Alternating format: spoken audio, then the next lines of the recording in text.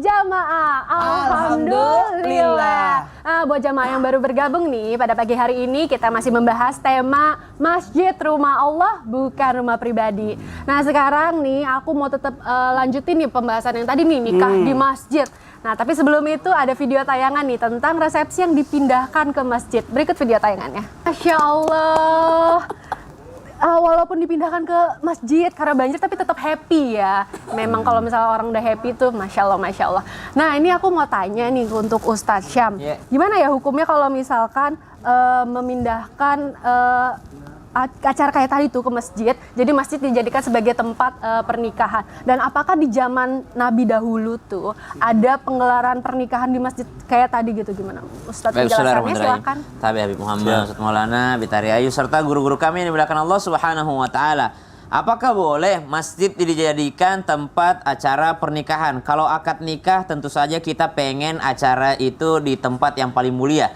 Dan tempat yang paling mulia adalah masjid. Maka banyak orang melangsungkan akad nikahnya di masjid tanpa mengurangi kemuliaan daripada tempat-tempat yang lainnya. Mungkin di rumah atau di tempat-tempat yang lainnya, selama syarat dan rukun nikah serta orang-orang yang hadir adalah orang-orang yang soleh, maka itu adalah akad nikah yang sangat baik. Kemudian yang kedua, resepsi pernikahan bolehkah di masjid selama tidak mengganggu kegiatan masjid? Contoh misalnya ruangan yang berbeda, lantai 2 dipakai untuk tempat sholat atau musola di dalam masjid tersebut, lantai 1 dijadikan aula, bisa dijadikan ruang pertemuan di lantai 1 untuk koperasi masjid, ya, menambah daripada pemasukan daripada masjid tersebut karena dananya nanti dipakai untuk memperbaiki masjidnya. Kemudian ada acara resepsi pernikahan, maka yang perlu diperhatikan adalah adab-adab masjidnya. Karena acaranya di masjid, maka yang berlaku adalah aturan masjid, bukan aturan resepsi. Kalau aturan resepsi mungkin ada dress code misalnya, atau warnanya doang yang diperhatikan. Tapi kalau acara resepsi di masjid, bukan aturan resepsi lagi yang diperhatikan, tapi aturan masjidnya. Apa itu? Aturannya menutup aurat. Menutup aurat ketika acara resepsi di masjid. Kemudian apa lagi? Masuk waktu sholat, jangan terusin dangdutannya di bawah. Ada orang udah waktu sholat di atas, di bawah masih dangdutan. Naudzubillah min dzalik. Jadi jangan sampai tidak memperhatikan aturan-aturan masjid yang ada. Kemudian adab-adab masuk masjidnya. Kan sangat malu ketika kita berada di rumahnya Allah, lalu kita tidak melaksanakan sunnah kekasihnya Allah, Sayyidina Muhammadin sallallahu alaihi wasallam. Jadi kalau dikatakan bolehkah masjid digunakan untuk acara, boleh saja selama tidak mengganggu kegiatan masjid dan memperhatikan adab-adab masjid. Kemudian kalau ditanyakan apakah di masa Nabi Shallallahu Alaihi Wasallam ada juga acara-acara, Nabi kan pengajian. Di masjid itu Nabi mengadakan pengajian. Setiap selesai sholat subuh, Nabi SAW berbalik kepada para sahabat dengan mengatakan, adakah yang bermimpi tadi malam? Adakah yang mau menceritakan mimpinya? Adakah yang mau diceritakan mimpinya? Setiap kali selesai sholat subuh. Jadi Nabi menjadikan masjid sebagai tempat pengajian. Kalau acara resepsi pernikahan, wallahu ta'ala alam, kami belum pernah membaca daripada riwayatnya dengan kekurangan ilmu kami. Namun mungkin ada riwayat-riwayat lain yang mengatakan bahwa ada resepsi pernikahan. Namun Nabi sangat menganjurkan resepsi pernikahan. Ketika Nabi SAW melihat daripada Sayyidina Abdurrahman bin Auf, kelihatan segar, kok makin ganteng nih orang, jangan-jangan udah nikah. Kata Nabi SAW, kamu udah nikah nggak ngundang-undang? Kalau resepsi ya ngomong-ngomong dulu. Subhanallah. Akhirnya masjid pun dipakai untuk berkegiatan lain di masa baginda Nabi Muhammad SAW. Ada adab masjid, ada aturan masjid. Kalau resepsi diajarkan di masjid, maka aturannya bukan lagi aturan resepsi, tapi aturannya aturan masjid. Wallahu ta'ala a'lam. Masya Allah, jadi boleh ya ngadain acara resepsi di masjid, tapi harus pakai aturan masjid, bukan aturan resepsi ya. Betul. Jamaah. Masya Allah, tadi Ustadz Syam sempat singgung nih soal dana. Nah Habib, bagaimana kalau misalkan kepengurusan masjid nih ya, nauzubillah ya, mengambil untung atau memanfaatkan dana yang masjid untuk mungkin kepentingan pribadi dan lain sebagainya. Silakan guru penjelasannya. Apabila mereka mengambil uang untuk urusan pribadi dan jelas itu uangnya masjid, maka hukumnya haram. Tidak boleh. Itu dananya dana umat, apalagi uang sumbangan-sumbangan dipakai buat pribadi, buat ngisi bensin dia. Tapi memang seperti yang dikatakan oleh guru kita Ustadz Maulana, ada yang memang sudah dapat gaji dari masjid. Pekerja masjid. Misalnya imam, kan ada namanya imam rawatib, imam yang dapat hadiah dari masjid, atau yang marbot masjid apa. Tapi kalau ada sumbangan-sumbangan kemudian maaf masjid-masjid dia bagi-bagi itu bukan buat kepentingan masjid, untuk buat pribadi, Masya Allah haram, akan dituntut oleh Allah Subhanahu wa Ta'ala. 1 sen yang kita makan uang masjid untuk kebutuhan pribadi, maka akan dituntut oleh Allah Subhanahu wa Ta'ala. Nggak boleh, hati-hati. Makanya saat kita maaf nih, bukan berarti kita ngambil haram yang di luar masjid itu lebih enggak. Kita ngambil haram yang di luar masjid itu haram, tapi yang di dalam masjid, Masya Allah, double haramnya dari Allah Subhanahu wa Ta'ala. Jangan sampai darah daging kita itu bisa makan atau tumbuh dari sesuatu dana-dana orang yang memang untuk rumah Allah. Ini untuk sesuai jujur aja. Memang ini bagian dia dan sebagai memang badan amil zakat. ya, badal amil zakat, seperti dalam ilmu fiqih itu disebut ujratul mithil. Jadi memang yang dia dapat sepantasnya dari masjid. Kadang-kadang bisa kaya dari masjid. Nah, itu yang Masya Allah. Mudah-mudahan kita semua diberi hidayah taufik oleh Allah SWT. Amin ya rabbal alamin. Jadi mengambil untung itu tidak boleh ya. Ya mudah-mudahan kita semua mendapatkan hidayah. Amin ya rabbal alamin.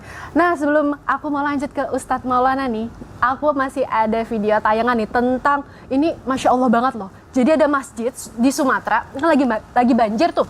Tapi airnya nggak masuk ke dalam masjidnya, Masya Allah. Jamaah, ini dia video tayangannya. Masya Allah, beneran nggak masuk ya airnya. Wah, Ustadz Maulana, iya luar biasa banget. Ini apakah benar masjid itu sebagai keberkahan atau sebagai penolak bala bagi masyarakat di sekitar itu? Atau apa memang bisa dilihat tanda-tandanya? Ustadz Maulana, silahkan menjelaskannya. Makasih banyak, izin Habib dan Ustaz Sam. Dan semuanya Masya Allah Tabarakallah. Ini tanda kekuasaan Allah. Aduh, kaget kita tadi lihat ya tayangan tadi. Betul, tsunami tidak kena. Terus banjir tidak kena. Kebakaran tidak kena. Itu luar biasanya. Satu hal buat kita, bersyukur ini adalah bagian dari tanda kekuasaan Allah. Dan apakah masjid itu jadi berkat? Jawabannya iya. Patokan daerah itu baik tidaknya, yang pertama harus kita lihat adalah masjidnya. Makanya Imam Syafi'i kalau datang satu kampung, yang didatangi masjidnya dulu. Masjid dulu. Kalau masjidnya terawat, maka ustaznya di situ terawat. Kalau masjidnya tidak terawat, tidak diurus, apalagi ustaznya. Kemudian, patokan tempat itu kompak atau tidak, bersatu atau tidak, lihat safnya. Kalau dia salat sendiri-sendiri tidak akur, imannya di sana. Salah kiblat dong, Ustaz. Itu Gak mau. Dia nggak mau berpecah belah atau berarti tidak bersatu. Patokan daerah itu, kampung itu kuat atau tidak, hebat atau tidak, lihat bangunan masjidnya. Kalau kuat kokoh bangunan masjidnya, berarti di situ hebat. Masya Allah. Nah itu. Jadi masjid itu jadi patokan. Menjadi patokan. Makanya tidak boleh rumah lebih tinggi daripada masjid. Makanya masjid ada menaranya. Adakah rumah lebih tinggi daripada menara? Nggak ada, kita dapatkan. Ini satu hal pembelajaran buat kita. Kalau masjid itu jadi berkah. Kebayang nggak di masjid? Kalau di rumah aja kita baca ayat kursi 40 rumah, tidak kena bahaya. Bagaimana dengan masjid yang salat, yang ibadah, otomatis sekampung itu tidak akan mendatangkan bala jikalau diadakan seperti itu. Luar biasa. Senang banget nih sudah makin banyak pengetahuan kita tentang masjid. Nah, supaya lebih paham nih, aku mau tanya sama Habib dong. Ada nggak ya larangan-larangan dalam Islam tuh di dalam masjid tuh harus tidak boleh apa, tidak boleh apa? Karena ya, yang aku tahu nih sekarang tuh ada wifi loh di masjid mah. Di masjid mana tuh? Di masjid mana? Aku mau ke sana ya. Aduh, spill nggak ya? Yang penting dijelasin dulu deh sama Habib, silahkan. baik, artinya masjid itu apa saja sih yang dilarang dalam masjid? Apa-apa yang dilarang? Apa saja yang di dalam masjid? Misalnya kita membangun masjid mungkin di atas kuburan, itu artinya Kita makanya pertama tadi yang kita lihat waman yu'adzim sya'airallah, orang yang mensyiarkan rumah-rumah, mensyiarkan syiarnya Allah Subhanahu wa taala merupakan suatu ketakwaan. Nah, ketika orang menjaga masjid yang dilarang untuk melakukan sesuatu yang di dalam masjid seperti tadi yang disebutkan, maka itu hal-hal yang memang kita harus jauhkan. Tapi kalau ditanyakan wifi atau wifi sih? Wifi. Iya, kita bacanya enak wifi kan? Wifi. Jujur. Jujur, orang tuh harus jujur. Wifi gitu kan? Kalau saya biasanya wifi. Oh, Masya Allah. Masya Allah. Nah, tapi kita lihat, kalau memang dipakai, maaf nih, dipakai buat kegunaan masjid, buat dakwah, buat islami, pengurus-pengurus yang jujur, it's okay. No problem. Oke, brother. Boleh. Dan yang kedua, tidak boleh berjual beli di dalam masjid. Nggak boleh. Tidak boleh. Oh, dagang. Haram. Tapi kalau penjualnya di luar, di depan masjid, halaman masjid, boleh? Boleh kalau di halaman masjid. Kenapa? Online Bib, nih kalau kita lagi di masjid, masjid, buka jualan aplikasi jualan online. online, boleh nggak Bib? Tidak boleh, Tidak pokoknya boleh. berkenaan tentang urusan dunia. Tapi kalau ngobrol-ngobrol secara yang mubah boleh. Bukan maksudnya bukan tentang akhirat, mungkin yang mubah saja kehidupan seperti apa itu boleh. Tapi sudah urusan jual beli, urusan online, nah itu tidak boleh. Bahkan disayang ini khususnya makmum sholat Jumat. Imam khotib dia online. Nah, tapi seperti yang Ustadz Maulana tanyakan tadi, Ya. boleh nggak kalau di halaman masjid, di halaman masjid yang jauh, ya boleh, tidak ya. masalah. Tapi bagian daripada pendapatan dari masjid itu membuat kios-kios los-los itu supaya bisa memasukkan Di halaman masjid, boleh, Halaman bukan masjid, di ya. dalam Oke. masjid. Masya Allah. kalau mengumumkan barang temuan Tidak boleh di atau antara yang orang dilarang. mencari barang. Ya, Kalau misalkan artinya. manggil, Tapi kalau ini boleh, misal kayak di majlis kita tuh, yang HP-nya ketinggalan, boleh untuk saat itu juga. oke, Tapi buat mengurungkan kehilangan ini nanti di rumah, itu kurang tidak diperbolehkan. Masya Allah. Seperti itu.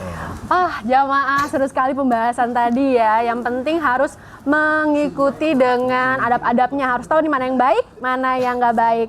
Nah, jamaah, ternyata masih banyak ya pertanyaan yang ingin dijawab sama guru-guru kita di sini. Maka dari itu kita langsung aja yuk ke segmen Tanya Dong Ustadz.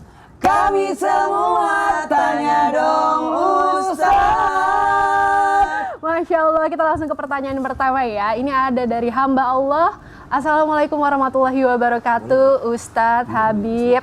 Apakah boleh kalau saya meminjam uang infak masjid untuk kebutuhan pribadi saya?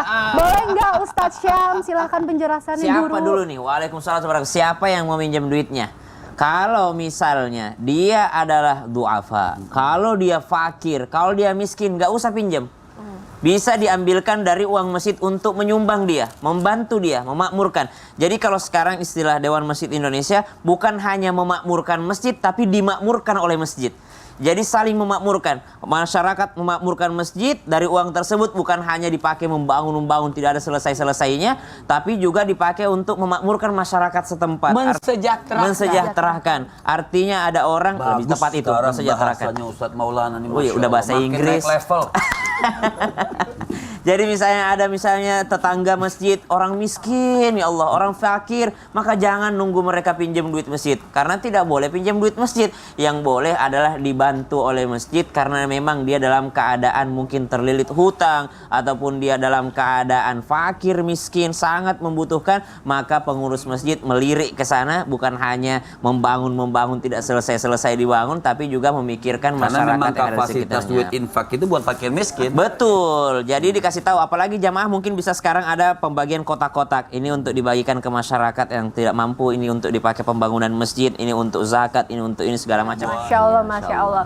Jadi bisa ini ya tergantung penggunaannya ya dan Betul. lain-lain sebagainya. Masya Allah.